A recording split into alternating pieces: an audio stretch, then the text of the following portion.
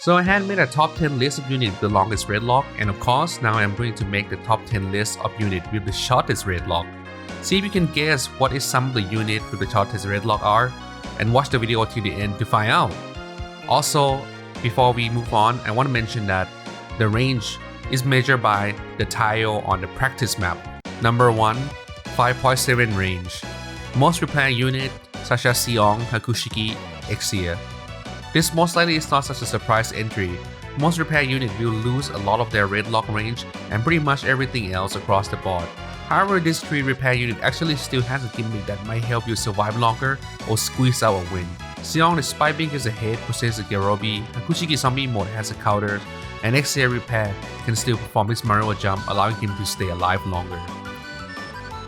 Number 2, 5.7 range, Gyan. Gyan, despite being a melee unit, or looking like one at least, played by pressuring one opponent with its shield stand, allowing it to defend against most things while still able to dish out damage from the main, sub, and its other 2. One thing you have to keep in mind though is that you have to face toward your target. If you expose your back, the shield won't be able to save you. You can play against support, however it's shined the most when you allow it to really stick to someone as a double front and deal maximum damage. Number 3, 5.7 range, Efreet Kai. Efreet Kai, while in exam is up, has a whooping of 5.9 range, which is still not very long. However, when he's out of exam, his range is reduced even further to 5.7. Despite having such a short range though, Fish actually have a really good command dash that got a projectile guard and can deal more than 250 damage easily with his combo, which is insane for a 1.5k. If you have a partner that doesn't mind you playing aggressive, then this unit can be really fun, but if you got to play traditional support with it though, one might fall asleep doing so. Before we continue, I'd like to spend a little time talking about our Patreon page. I promise it won't be long. I started a Patreon page in order to get income to allow me to be able to bring quality content to everyone in a timely manner. And we also will be needing funds to maintain our hardware and our limited hard drive space. For perks, we offer more community updates, a special role on Discord, and a personal evaluation of your gameplay, including a one-on-one live chat session to help direct you in the right direction to improve your EXVS gameplay. If you'd like to support the making of more English EXVS content, please consider checking out our Patreon page or start by joining our Discord for free. Thank you so much for your time, and back to the video. Number 4, 5.7 range, Alex.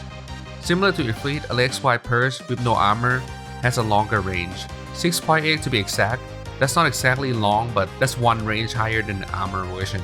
So when you're chasing someone, don't forget to take off your armor. Alex is actually pretty strong in a 1v1 close range fight, especially when it's come to melee trade because of her armor. However, while your armor is up, your mobility will go down drastically, and so is your red lock range. With that being said, you're gonna get Kai a lot, so be in the right mindset before you start playing it. Number 5, 5.5 range, Epyon.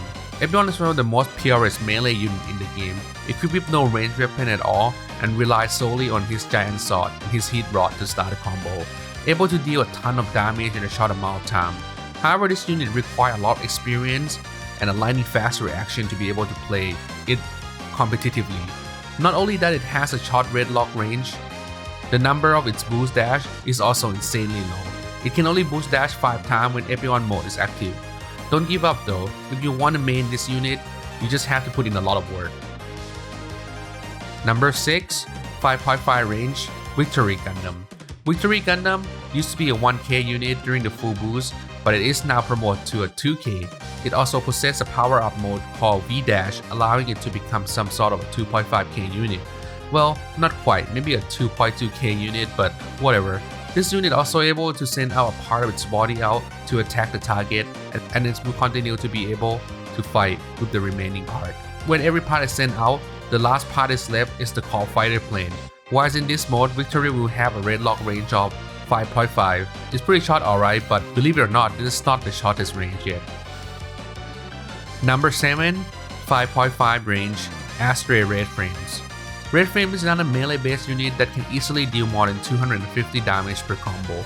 It also has a command dash that allows it to keep pursuing its target even if it runs out of boost. Once again, this unit benefits best if you allow it to keep ramming its target than trade. It does not function too well as a traditional neutral comp.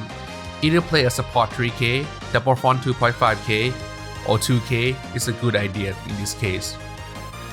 Number 8, 5.2 range, H1 Titus.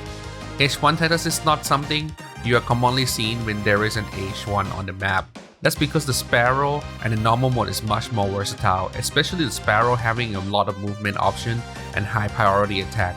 Titus actually have one of the lowest raid lock range out of all units in the entire game, which is 5.2, and its mobility is nothing special, making it quite hard to play. However, if you enter the limited release stage, its mobility increased by a lot, and its raid lock range increased to 5.7, which is still quite low. Number 9, 5.2 range, Gouf Custom. Gouf Custom move around by swinging between one transporter to another. Of course, it can move around normally too, but you are playing Gouf and are not using the swing, you are missing out on a lot of movements, since it does not consume boost. While the swing ammo is empty, it is not exactly useless, and oftentimes you will see experienced Gouf players using it to stall out time before guard, or even using it as a pseudo fast forward tech, equipping with one of the best machine gun in the entire game, since you can keep holding it down, allowing it to put ton of pressure on the target.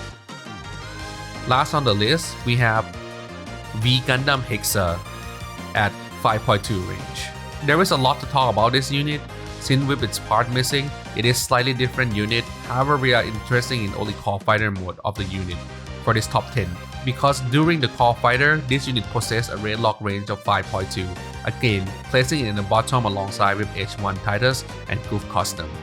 As usual, if you want more Gundam contents, we do news and update, also entertainment and educational contents, so feel free to give us a follow. And if you are looking for people to play with or people to discuss about EXVS series, feel free to check out our Discord. There's a lot of people playing there all the time, and I'm hoping to see you there.